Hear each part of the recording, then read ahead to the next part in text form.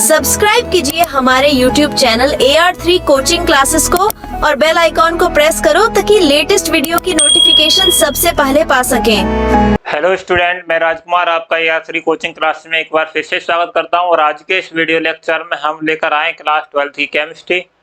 और 12th की chemistry में हमने जो इससे पहले वीडियो लेक्चर थी उसमें हमने पराशर दाब क्लियर कर लिया था। अब और उस पर आधारित न्यूमेरिकल्स। अब इस वीडियो लेक्चर में हम पढ़ेंगे पराशर दाब के आधार पर विलयनों के प्रकार। क्या पढ़ेंगे? पराशर दाब के आधार पर विलयनों के प्रकार। तो स्टार्ट करते हैं। जैसे समपराशरी विलयन होते हैं आइसोओस्मोटिक सॉल्यूशन, या फिर हम बोलें अधपराशरी विलयन होते हैं जो हाइपोटोनिक सॉल्यूशन, और अल्पपराशरी विलयन हाइपोटोनिक सॉल्यूशन। और इसी के साथ साथ प्रतिलोम पराशर या reverse osmotic pressure reverse osmosis मतलब प्रतिलोम पराशर, ये और प्रतिलोम पराशर के उपयोग इस वीडियो लेक्चर में हम क्लियर करेंगे। तो स्टार्ट करते हैं कि समपराशरी विलयन क्या होते हैं। ठीक है, समपराशरी विलयन क्या होते हैं? आइसोओस्मोटिक सॉल्यूशन।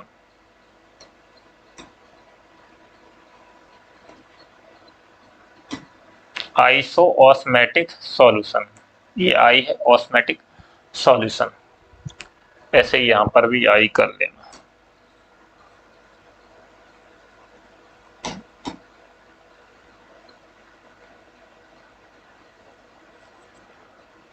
ठीक है, आइसोओस्मोटिक सॉल्यूशंस।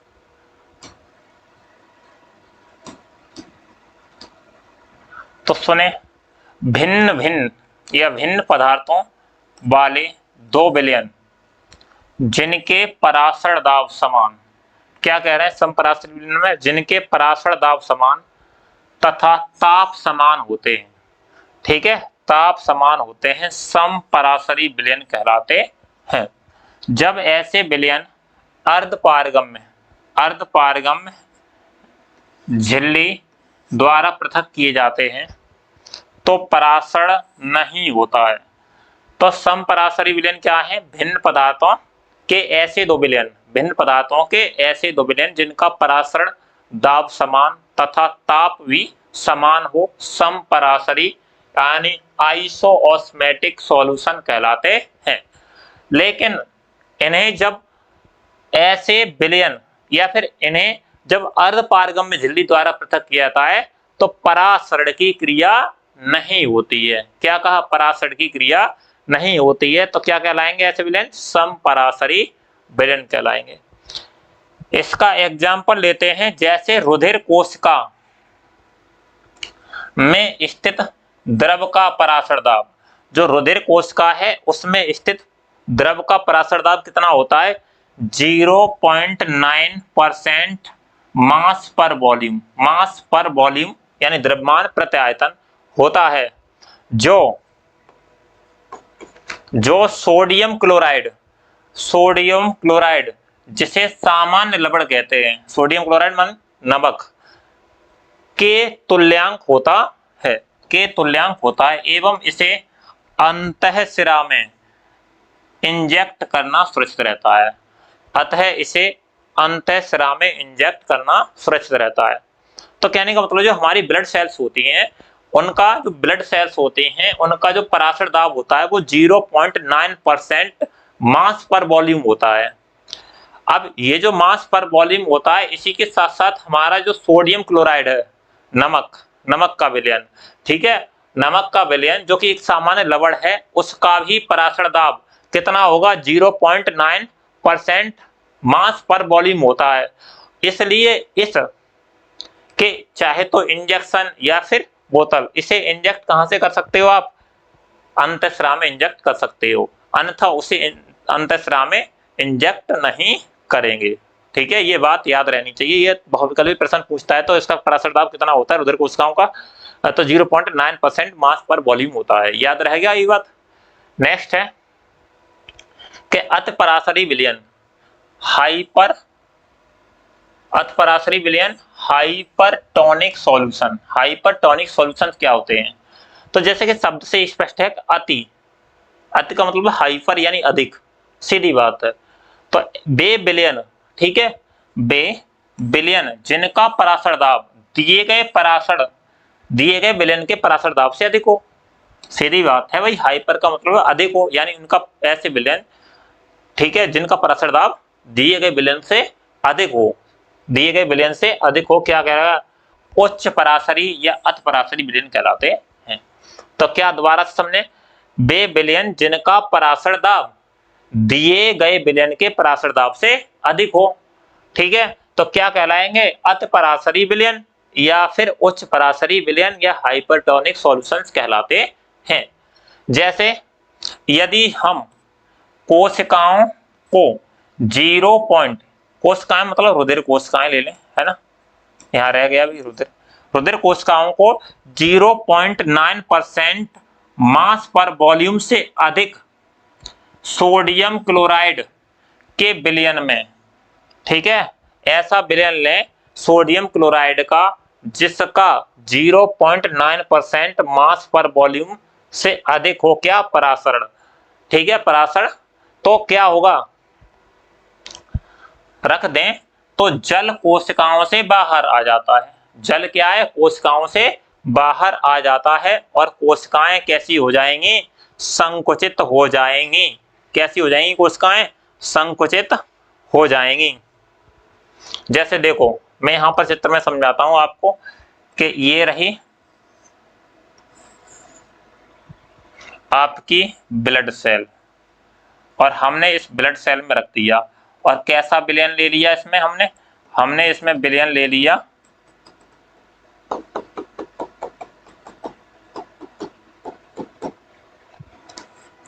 अति पराशरी विलयन भर लिया, है ना, अति पराशरी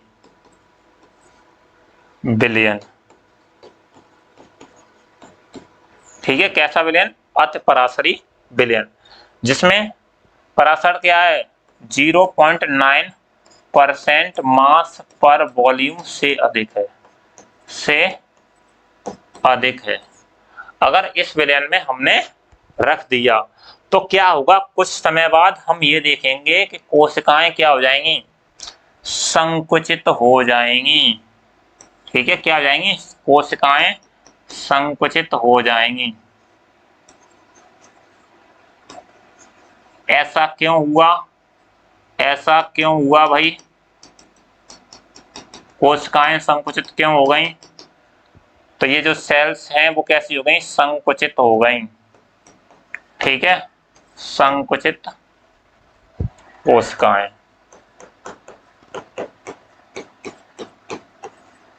ऐसा इसलिए हुआ क्योंकि जो पराशरी क्रिया आपने क्या पढ़ा था कि निम्न सांद्रता से उच्च सांद्रता की ओर विलायक के अणु निम्न सांद्रता से उच्च सांद्रता की ओर प्राकृतिक प्रवाह करते हैं, जिसे क्या कहते हैं, परासरण कहते हैं। और जिस बच्चों ने परासरण की क्रिया या परासरण समझाए वो बात को आसानी से समझ जाएंगे। अब यहाँ पर जो सॉल्यूशन ले लिया है वो उच्च सांद्रता का ले लिया है ना, क्योंकि 0.9% मास पर वॉल्यूम से अधिक सांद्रता वाला हमने विलयन ले लिया।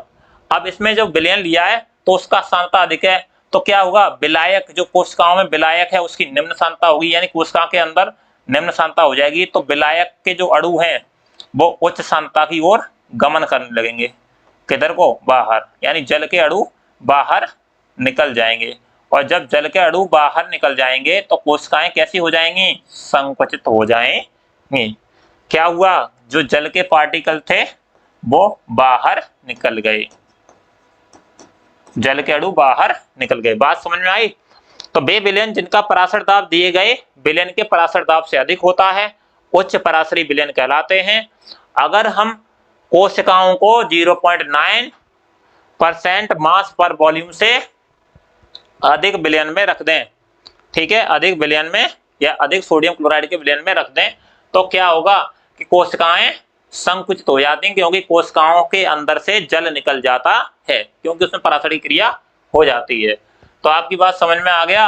अब देखें अति पराशरी विलयन के बाद में अल्प पराशरी विलयन, कौन से, अल्प पराशरी विलयन, हाइपरटोनिक सॉल्यूशन। तो हाइपोटोनिक सॉल्यूशन कौन से होते हैं? हाइपो का मतलब होता है कम या अल्प, ठीक है।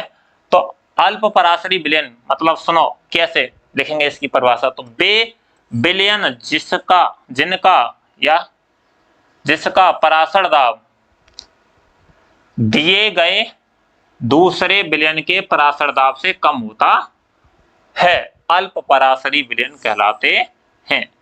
ठीक है, यहां कर लेना जिनका। तो वे विलयन जिनका पराशर दाब दिए गए विलयन के पराशर दाब से कम होता है। क्या हुआ? दिया हुआ जो पराशर दाब है उससे क्या है? कम है। तो ऐसे विलयन क्या कहलाएंगे? अल्प पराशरी विलयन कहलाते हैं। और जिनका दिए गए विलयन से अधिक होता है वो क्या कहलाते हैं तुम्हारे भाई? वो क्या कहलाते हैं तुम्हारे? अति पराशरी विलयन। जैसे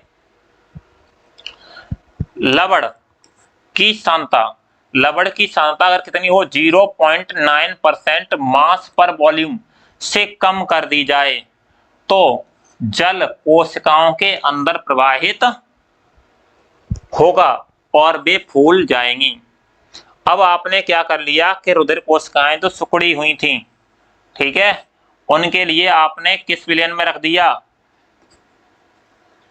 ये है सिकुड़ी हुई या संकुचित कोशिकाएं। कैसी हैं ये? संकुचित कोशिकाएं। संकुचित कोशिकाएं,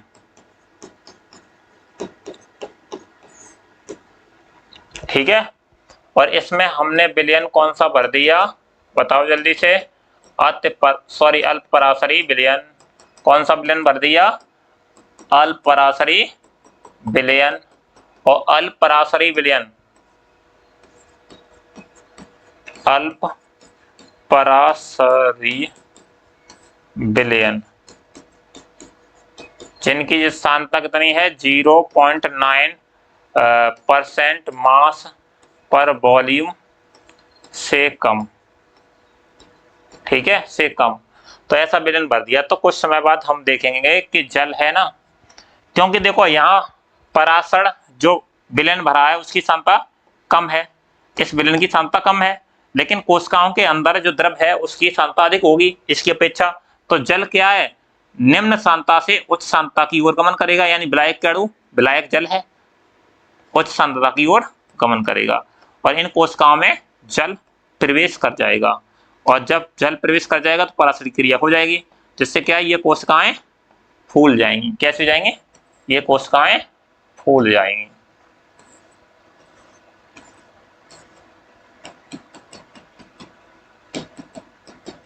क्या हो गया भाई? ये कोशिकाएं फूल गई।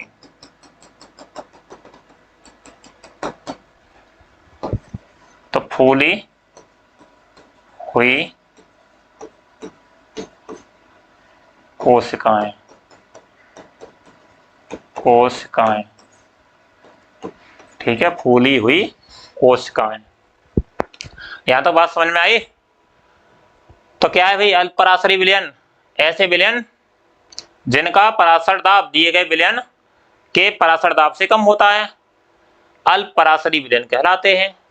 जैसे लवण की सांद्रता 0.9% मास पर वॉल्यूम से कम हो तो जल कोशिकाओं के अंदर प्रवेश कर जाता है और कोशिकाएं फूल जाती हैं। जल क्या हो गया?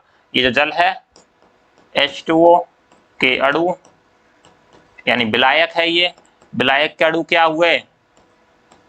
कोशिकाओं के अंदर प्रविष्ट हो गए। क्यों हो गए? क्योंकि विलयन की सांद्रता निम्न थी और जो कोशिकाएं थी उनके अंदर सांद्रता अधिक थी। पराशरी की प्रक्रिया में क्या होता है कि निम्न सांद्रता से उच्च सांद्रता की ओर प्राकृतिक प्रवाह पराशरण कहलाता है। अब चलते हैं प्रतिलोम पराशरण। एग्जाम के लिए बहुत ही इंपॉर्टेंट है। प्रतिलोम पराशरण क्या होता है? इसे रिवर्स ऑस्मोसिस कहते हैं। क्या कहते हैं? Reverse osmosis. तो सुनो भाई, प्रतिलोम पराशरण क्या है कि जब किसी विलयन पर पराशर दाब से अधिक दाब लगाया जाता है। क्या कह दिया? जब किसी विलयन पर पराशर दाब से अधिक दाब लगाया जाता है तो विलयन के कण अर्धपारगम्य झिल्ली द्वारा विलायक में प्रवेश कर जाते हैं और इस घटना को प्रतिलोम परासरण कहते हैं। क्या कहते हैं? प्रतिलोम परासरण कहते हैं।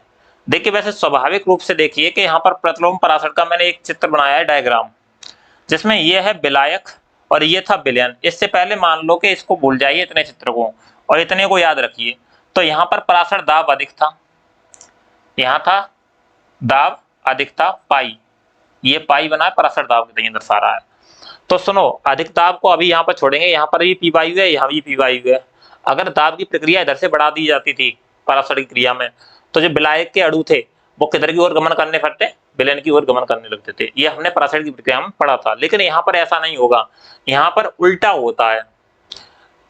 उल्टा कैसे होता है कि देखिए परासरण दाब से, मैंने कहा विलयन के जो कण हैं अर्धपारगम झिल्ली द्वारा विलायक में प्रवेश कर जाते हैं। क्यों कर जाते हैं? क्योंकि परासरण दाब से अधिक दाब लगाया गया। ये तो परासरण दाब लगा हुआ है यहाँ पर। अब परासरण दाब पाई है और पाई से बेटा यहाँ पर अधिक दाब लगा रहे हैं हम या नहीं? तो अधिक दाब किससे दे रहे हैं? यहाँ पर देखो पिस्टन से दे रहे हैं। ये पिस्टन लगी हुई है, तो इस पिस्टन को जितना हम नीचे करते जाएंगे, ठीक है, जितना हम नीचे करते जाएंगे, तो ये क्या है, इसमें भरा है तुम्हारा लवड़ी विलयन, ठीक है, लवड़ी विलयन। तो उसमें से विलयन, ठीक है, विलयन से जो विलायक के पार्टिकल हैं वो किधर की ओर गमन करने लगेंगे? इधर की ओर गमन कर लेंगे। लेकिन परासरण की प्रक्रिया में इधर की ओर गमन करते थे विलयन में, लेकिन इसमें ठीक उल्टा होने लगेगा। और उल्टा होने लगेगा तो यहाँ पर क्या होगा?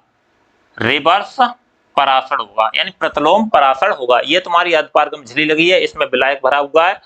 और ऐसा कहाँ करते हैं? तो ये चित्र भी किसका है? जैसे आपने लवड़ी विलयन से अशुद्धियों को दूर करने के लिए, समुद्री जल को शुद्ध करने के लिए ऐसा हम करते हैं। तो क्या करते हैं भाई, जो समुद्री जल है या लवड़ी विलयन है उसको इसमें भर लेते हैं और परासरण दाब से अधिक दाब पिस्टन द्वारा लगाते हैं और बीच में अर्धपारगम झिल्ली लगा देते हैं। जिससे क्या है, जल के पार्टिकल विलयन से जल के पार्टिकल, यानी विलायक है ये H2O, जल के जो पार्टिकल हैं वो इधर की ओर गमन करने लगते हैं और इधर से यहाँ से बूंद बूंद करके के जल एकत्रित कर लिया जाता है, जिससे जल को शुद्ध किया जा सकता है या उनसे लवण या अशुद्धियों को दूर किया जा सकता है। तो इस प्रक्रिया में इसका उपयोग करते हैं। किसमें? प्रतिलोम परासरण में। तो प्रतिलोम परासरण बहुत ही आसान है। जब किसी विलयन पर परासरण दाब से अधिक दाब लगा दिया जाता है तो विलयन के जो कण अर्धपारगम झिल्ली द्वारा विलायक में प्रवेश कर जाते हैं और इस घटना को प्रतिलोम परासरण कहते हैं। क्या कहते हैं? प्रतिलोम परासरण कहते हैं। प्रतिलोम परासरण के उपयोग क्या है तो समझिए कि समुद्री जल से शुद्ध जल प्राप्त करने में, अभी मैंने बताया था वो डायग्राम भी समुद्री जल से शुद्ध जल प्राप्त करने वाला ही है। दूसरी बात, प्रतिलोम परासरण के लिए आवश्यक दाब, प्रतिलोम परासरण के लिए आवश्यक दाब बहुत अधिक होता है। इसके लिए उपयुक्त झिल्ली सेलुलोज एसीटेट की फिल्म से बनी होती है। किससे बनी होती है? सेलुलोज एसीटेट के फिल्म से बनी होती है। सोडियम एसीटेट जल के लिए पारगम है, परंतु समुद्री जल में उपस्थित जितनी भी अशुद्धियां हैं उनके लिए या अशुद्धि आयन के लिए अपारगम है। उसमें से आयन या अशुद्धि कोई भी उससे पार नहीं जाएगी, अर्थात हम समुद्री जल को शुद्ध ही प्राप्त करेंगे, ना तो कोई लवड़ जाएगा। क्योंकि सोडियम सेलुलोज एसीटेट या सोडियम सेलुलोज एसीटेट की जो झिल्ली होती है वो कैसी है भाई? किसके लिए पारगम्य है? जल के लिए। सिर्फ जल ही बाहर जा सकता है। तो हम समुद्री जल से अशुद्धियों को दूर करने के लिए किसका उपयोग करते हैं? प्रतिलोम परासरण का उपयोग करते हैं। इसी के साथ में ये वीडियो लेक्चर आपका समाप्त होता है और अगली जो वीडियो लेक्चर हम लेकर आएंगे बार्नठॉफ गुणांक या अपसामान्य मौल द्रव्यमान। इससे पहले देखो मैं अपसामान्य मौल द्रव्यमान पर लेकर आऊंगा और अपसामान्य मौल द्रव्यमान के बाद में बार्नठॉफ गुणांक क्या होता है, जो कि बोर्ड एग्जाम के लिए इस बार बहुत ही इंपोर्टेंट रहेगा, क्योंकि ये 2 साल टॉपिक हटा दिया गया था और फिर इससे पहले और इस साल मतलब इसको डाल दिया गया है। तो बार्नठॉफ गुणांक और अपसामान्य मौल द्रव्यमान, इसी के साथ में विलयन वाला चैप्टर आपका फिनिश हो जाएगा। Thank you for watching full video. मिलते हैं नेक्स्ट लेक्चर में, तब तक अपने नोट्स बनाइए और पढ़ते रहिए, एंजॉय करते रहिए।